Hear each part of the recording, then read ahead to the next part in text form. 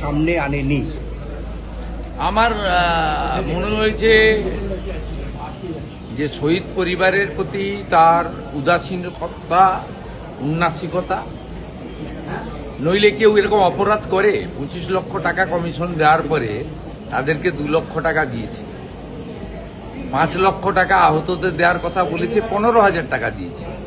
আপনি ভাবতে পারেন যার উপরে দাঁড়িয়ে বাৎসরিক ডিম্বাদ উৎসবে পরিণত করেছে, সেই যারা আত্মবলিদান দিলেন তাদের প্রতি এই অবিচার, তাও একটা কমিশনের রেকমেন্ডেশন, এটা ছাড়া আপনি কি বলবেন? তো অপরাধ।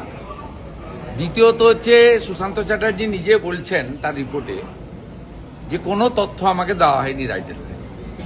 আমি যদি মুখ্যমন্ত্রী হয়ে বিগত সরকারের সব তথ্যের কাস্টোডিয়ান, আমি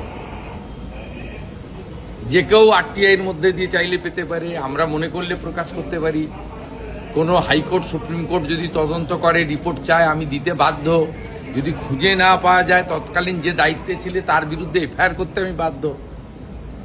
কোনো তথ্য কাগজই দেয়নি এবং সবচেয়ে বড় উইটনেস হিসেবে দাবি করেন প্রাক্তন মুখ্যমন্ত্রী মমতা ব্যানার্জি, তিনি নিজে সাক্ষ্য দিতে চাননি। তাকে তো কমিশনে যাওয়ার দরকার ছিল না।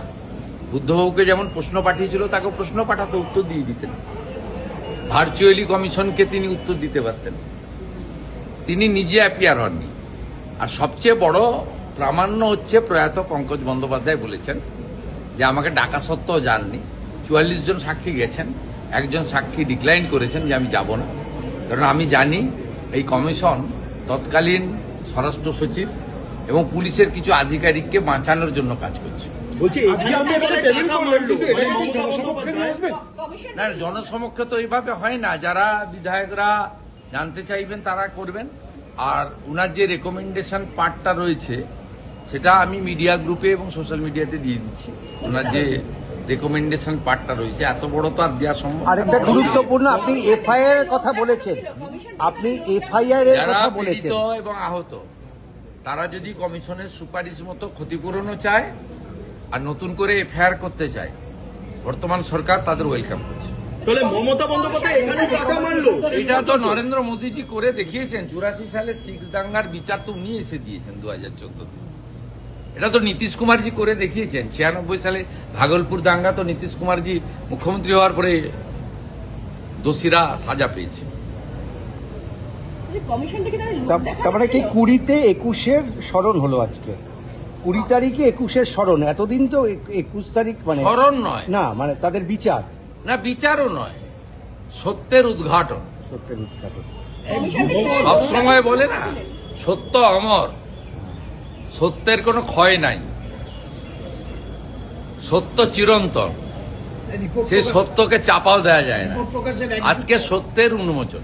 বলছি তাহলে মমতা বন্দ্যোপাধ্যায় এখান দিয়েও টাকা মারলেন শেষ পর্যন্ত, মানে এটাও বাকি ছিল? এটা আমার মুখ থেকে না বলে, যে 12 জন চিহ্নিত হয়েছে, শনাক্ত হয়েছে, একটা দুটো বডি মনে হয় শনাক্ত হয়নি, তাদের পরিবারের কাছ থেকে জানলেই ভালো যদি তারা বলতে চান।